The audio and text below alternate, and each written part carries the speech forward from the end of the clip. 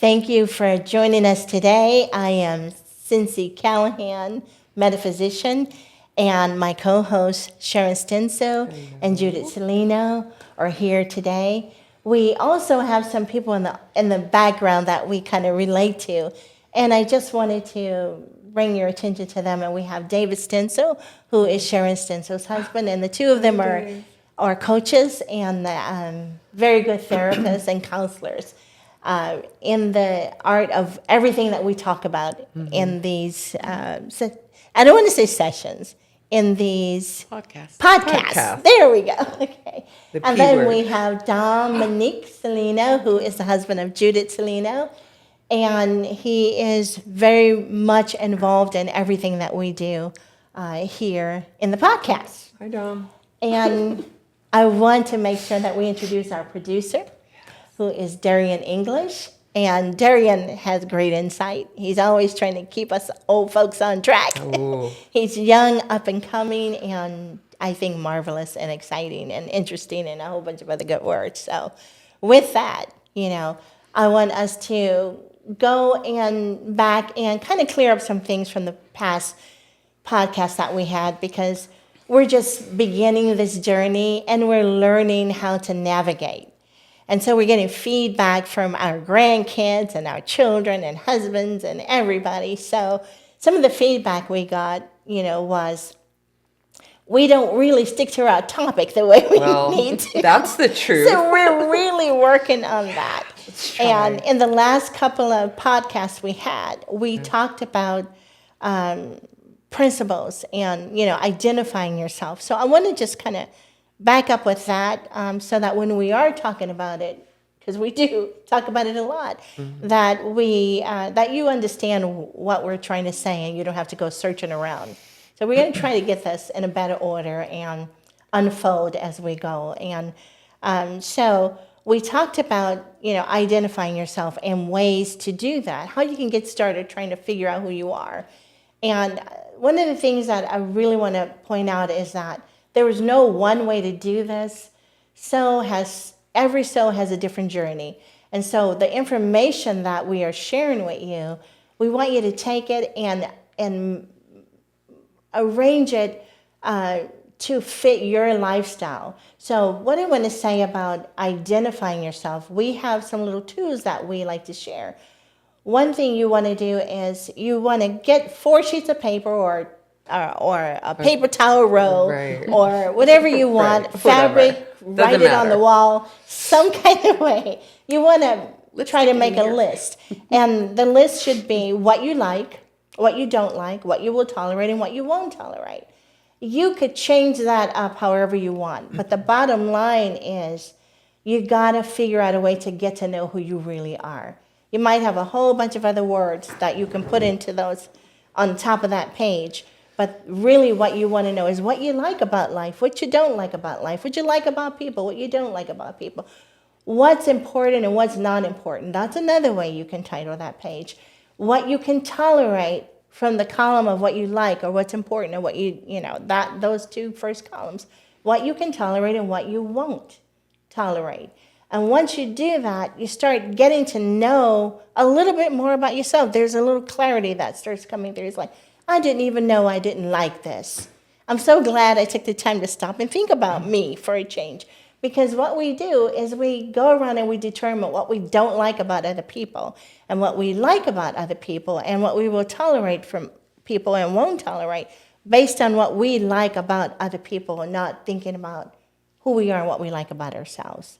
So when we talk about identifying yourself and finding out who you are and being truthful with who you actually are, this is the technique that we use when we're working with clients and students and, people that are trying to unfold and understand life's journey a little bit more clearly. And that's one of the things that, that we talk about in it. And I'm going to go to my co-host and make sure that I didn't leave something out that's important about what we've already tried to communicate about. So as far as about identifying yourself and establishing your principles. First you want to, what I like, what I don't like, what I tolerate, what I won't tolerate. And from that, you are able to identify your principles. Thank you. Identify your principles. And once you have those principles, they're the foundation for everything you do in life. You don't have to question anything. You don't have to be unsure. It's like you understand your life for sure. And, when those principles are firm, your character, your true character emerges. People are always saying, I don't know what my life purpose is. Well, if you do these simple steps, it'll become more clear for you. And then once you have that, you have your principles, your characters emerging, and it doesn't matter what role that you're put in, what position you're put in life, it's always easy to kind of get through. And when you can do that, you can really enjoy life. Because it's a beautiful thing. I just want to add that you want to take your time while you're doing this. Yes. There's no rush in getting those ideas down, because for me, for example, it took me a while to decide what I liked, not what I liked based on what I had experienced for a certain amount of years in a relationship with my husband or with my daughter or with my family that I, grew up in. So just take your time and it'll change. I've gone back over my lists a few times and I've recognized that it doesn't always, that some of the things that I didn't like, I do like, or some of the things I do like, thought I liked, I don't like, so take your time. That's the thing I want to stress. Yeah. I think I'll add to that, Judy, and the time, sometimes you need the time because it's difficult to be truthful. So the time, and sometimes you need to sit on something. Yep. Sometimes you just need to say, ooh, or oh boy, okay, I have tolerated these things. I really don't like this. I don't like to tolerate. I'm tolerating this, and I don't mean to jump into this subject, but like for people that are just acquaintances, why am I tolerating that? It's something that I really, like you said, I don't even like. Yeah. So I think the thread in there of doing this is always just, let me just be honest. For me, I'm crazy. You know how crazy I am, right? So I hit something in my life and I just say, I don't have time. I have to get it done because I know, I'm not going to be here forever. You can see the beautiful gray and the hair and the tiredness of everything. So for me, I had an urgency because I was excited about life for the first time in my life. And I'm like, how can I make this the best for myself? And then the best for my husband, my relationship, my son and my daughter. So I'm going to get it done. This is just who I am. Once I make a decision, I just have to hit it. And then in that process, you're discovering and you're always working on it. Like Judy said, it's not that you're finished. It's not like you're like, okay, I got this done in a week. Oh, no. Judy is correct. It takes time. But what you're doing is you're making that decision to do it. And I think you kind of hinted to that. So you really are getting it done. You're always working on it. I'm always adding, you're like, I need to have a principle for our business. Like we have our life coaching, counseling. Dave and I have principles for that. It's part of really who we are too, but there's specific principles to that. So we've added things, to make sure that we're staying on track. We don't discuss anything outside of a certain time frame. We've given ourselves a time frame. We do not violate that. We have violated it, and it's not good. So we are very, there's always things kind of like you said being added to that. But I will tell you, once I made that decision to do this and like, hey, that's a great idea, I like this, I'm going to hit it. I'm going to hit that ground running. Why wouldn't I want to live a nice life? For me, this way, and there could be other ways, like you said, there's other experiences people have. Some people come to the table knowing themselves. Yeah. Like, I love that. When I meet somebody, they don't even, they haven't done this, but they come to the table and they're like, well, I know who I am, and I don't tell, and I'm like, ooh, I like that. Absolutely. I like that. And I like the example that you gave with the business because, maybe your everyday principles are not going to be the same for the work principles. And, you have a variety of relationships, and the principles may have to be adjusted a little bit, but not changed, just adjusted a little bit.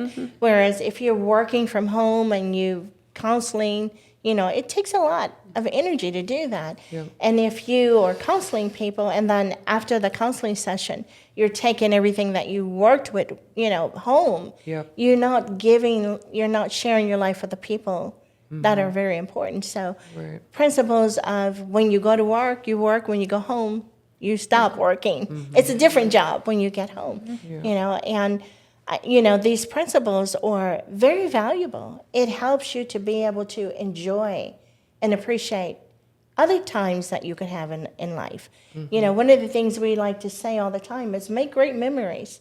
Every chance you get, make a great memory. If you kind of, and whatever you want to do with that, you can just have a good time in life. Whenever you have an opportunity to have a good time, take it, And if you find that something is coming in and taking that away from life, you want to be able to confront it. You want to be able to discipline yourself. And the way you can do this is when you have principles, I like your example, and one example that I have is just like totally different, and this is like in my family circle. And one of the principles is respect, and so, I had a situation in my life where someone that was close to me had recently had a divorce from her husband, and I had a Christmas function, and she came with the new boyfriend to the function, and my principles said, I can't allow you to bring this person, because the husband that she had knew everybody that was there, and there were a lot of children who knew the husband, along with this person's children. And my principle was like, I can't. That's destructive for everybody in this group. And so it was very hard to do. It was a very hard thing to do, but it was absolutely necessary. And that person was angry with me for quite a while. But some years passed, and they came to me, and they didn't even have any association with that person anymore. And they said how grateful they were that I didn't allow them to do that, because when they look back at what it could have been, this person shared with me that would have been so embarrassing for my children and everybody else and me. But I thought it was in love, and I wouldn't, Yeah. So sometimes, always, I know that when you have principles, they benefit everybody, and people get to identify you that way. How many times have you had people say, oh, I know she said it, oh, I know she didn't say it? Yeah. Because your character emerges from your principles. And, I always think that's a pretty awesome thing. So anything else on that? There was another thing that we talked about that I wanted to kind of clear up, and we mentioned it a little bit just a minute ago, Yeah. the family circles. Yeah. So that family circle, before I go into that, when you're doing these principles, one of the things when you guys talked about the time, this is not an overnight assignment. Right. This is not going to happen in a day or a week. Yeah. It's like a thing that may happen for years. And one day you will have a whole list of everything, and you'll say, I didn't know that about myself. But then you start to evaluate what you've written, and it may come down to one thing. I don't want to be disrespected. I don't want to disrespect somebody else. I don't Yeah. want to, be a liar. I don't want. Right. It'll come down to one thing, and then it'll be easy to manage your life when I'm not gonna be disrespected. Right. And in order to not be disrespected, you have to realize you cannot disrespect other people. A lot of people that feel disrespected or disrespected because they're very disrespectful. Right, right. So those are the things that you start to identify in yourself. And when soul comes in life, it always has a major lesson like that. It could be about unconditional love. It could be about respect and lying and loyalty, a whole bunch of different things. And you can identify that from the long list that hopefully will have a few paper towels or sheets of toilet paper or whatever you use to write on. Take your time. It's your life.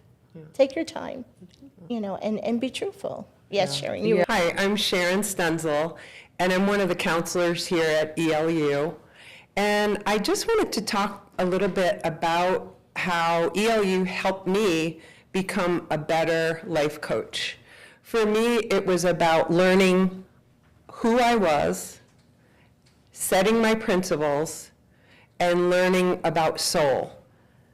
And also the most important thing is how to be truthful. If you want to learn how to be truthful with your clients and yourself and enhance the practice that you already have of helping other people live a life of fulfillment, ELU has many courses. And I think one of the things, like living the principles. It's not a static thing.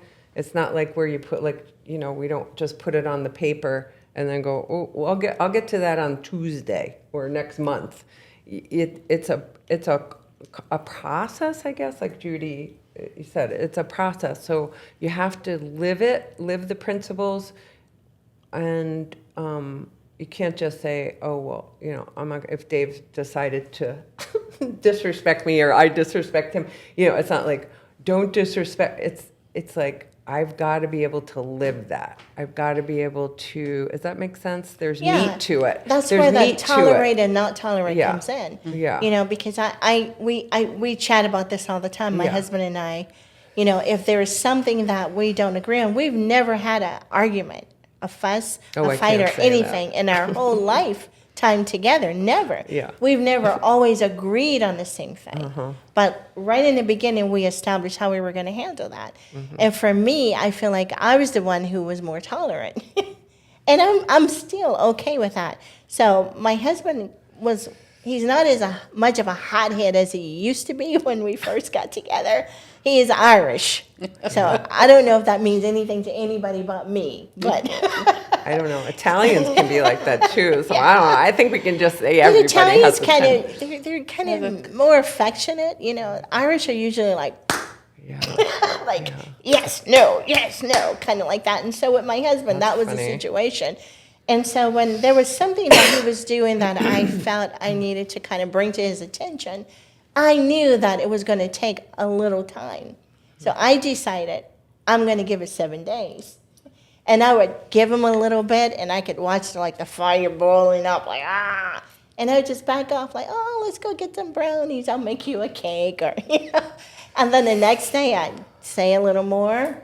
Next day a little more, and it would always take by day 7, he was really ready to hear me and do whatever was necessary if he was comfortable with it, And I was always comfortable with whatever his decision was. I just knew that, okay, I love this man, so we're going to figure out how to make this work. Yeah. And he didn't start out like that because he didn't have that understanding. Yeah. But it didn't take long for him to just fall right in.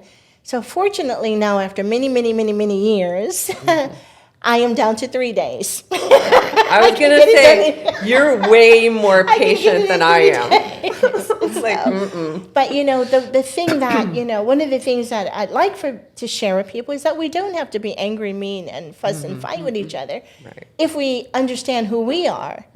Because when you understand who you are, when you have a better idea of that, it's easy to understand other people, particularly those that you love. And getting back to the circles, the people that are in your first circle are the ones that you really want to be able to understand how to tolerate. Because people that are in your second and third circles, you don't have to tolerate. Right. So I think what Sharon was trying to say is practice. You don't just do this, but you practice it every single day, every situation, every time you come into a new, new environment, a new relationship or whatever, you get the opportunity to practice putting your principles in place. And the more you get that opportunity, the more firm they become. And then, that's a great way that you described how you and your husband worked through, getting him to understand what you liked and didn't like, what you would tolerate and not tolerate, I love that. I wish I'd done that a few years ago. But that's the important of the moments we live in. Yeah, exactly. So I've taken some of what you've shared over the years about that, and I'm working on my principles and how I want to do it. So because it doesn't work with every situation, with every couple, with every everybody's different. So I really like that you shared that, and that because you shared that with me a long time ago, and I work on that on a daily basis. So practice is what I wanted to make sure everybody Yeah. understood. It's a practice that you just become comfortable with, and then it's just become- part. Go ahead. It unfolds into who you actually Who you are. Yeah. So just And know then- that. And then once you identify who you are, Mm-hmm. and you have these people that you live with, you have a husband, you have children, you have a circle, a first circle. When we come into life, we have our mother, our father, and the guardians that watch over us. The guardians are the grandparents, hopefully paternal and maternal grandparents, aunts and uncles the same, and older siblings, and cousins, those that are old enough to guide and help us, and in our society today, we kind of let that go, but when we talk about first circles, we're talking about when the people that you can trust, those that you are responsible for, if you're not there.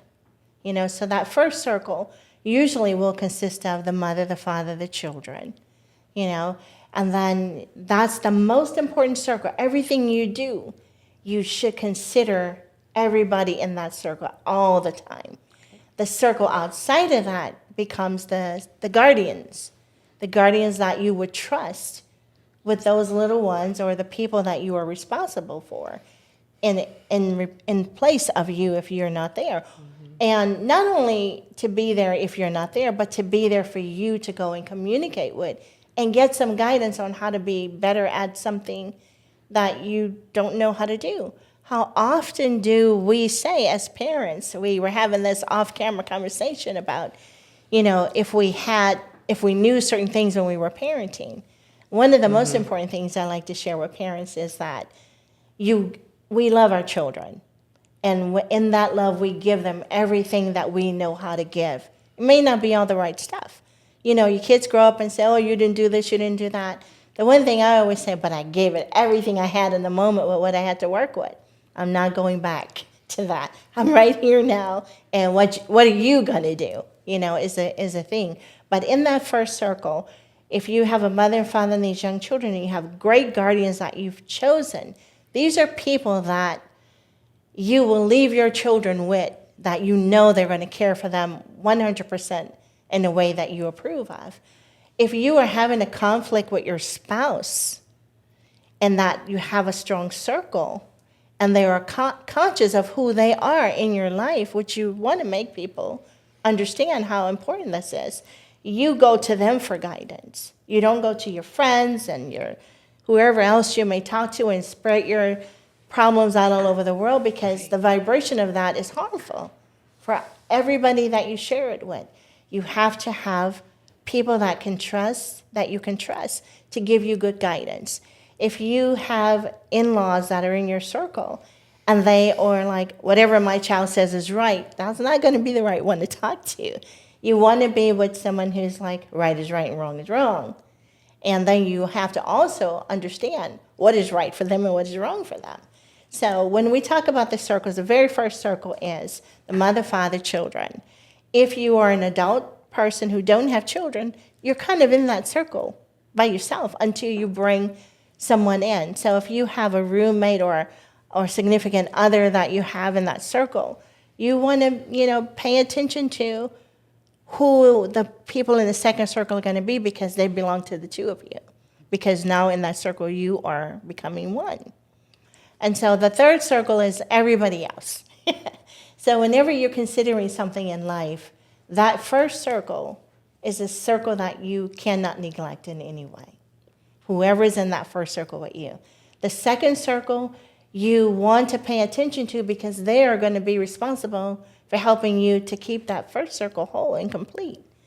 The third circle is the people that you kind of socialize. It could be sisters and brothers and people that you grew up with and you love, but you know that they don't have the qualities that you want for your first circle, so they're not in your second circle.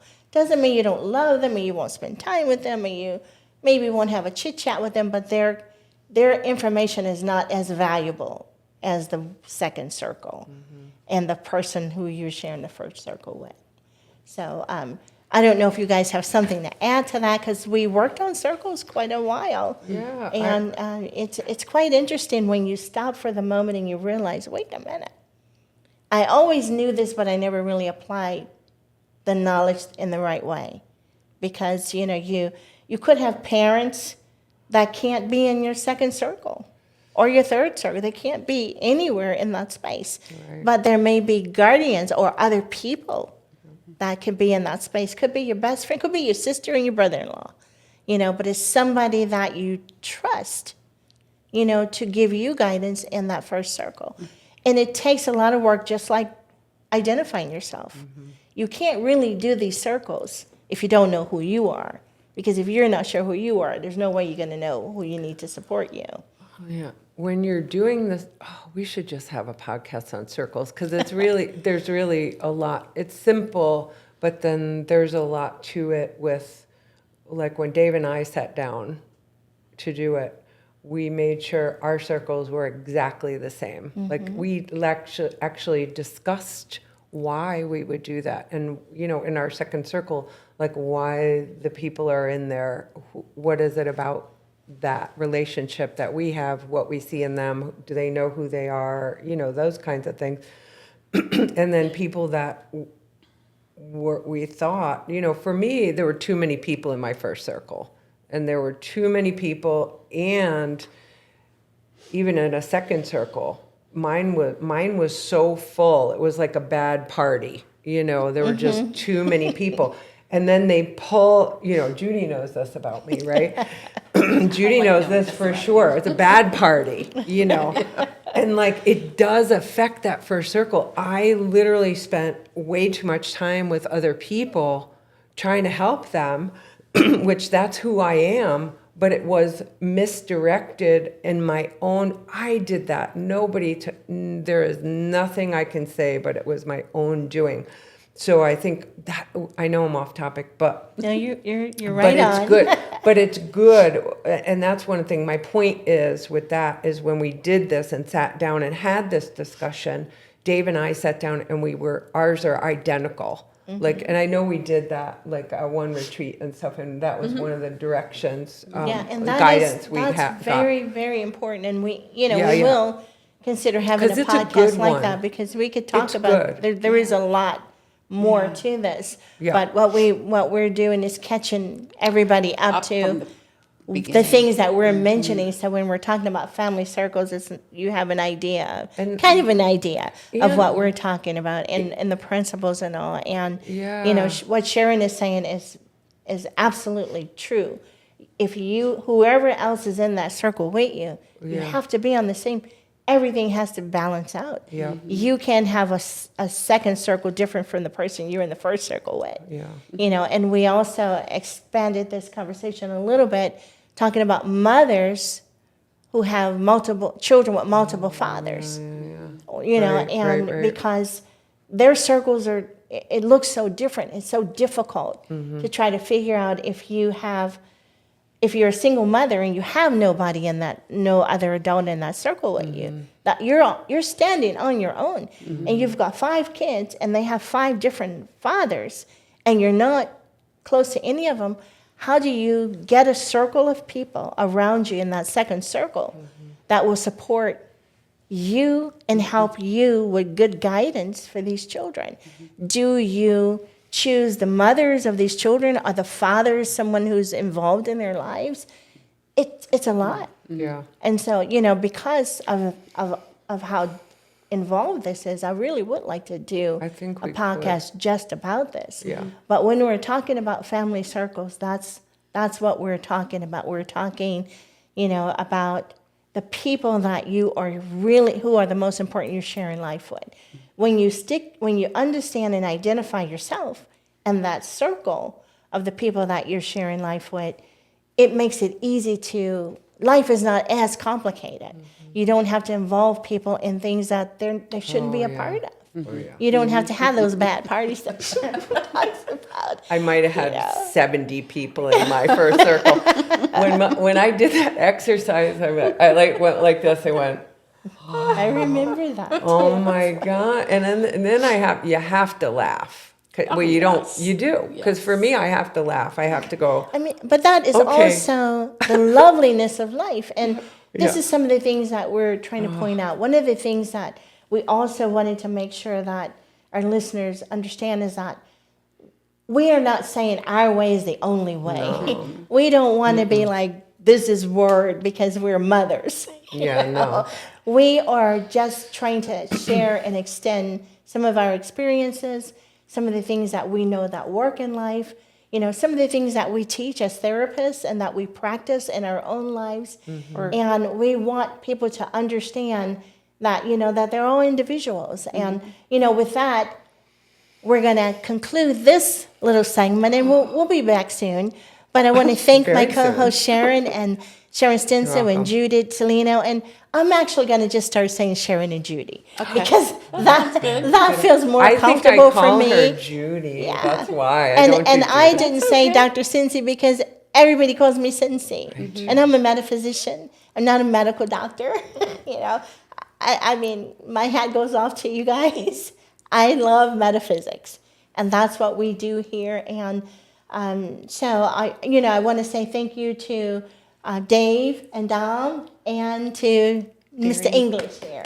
And we'll see you soon.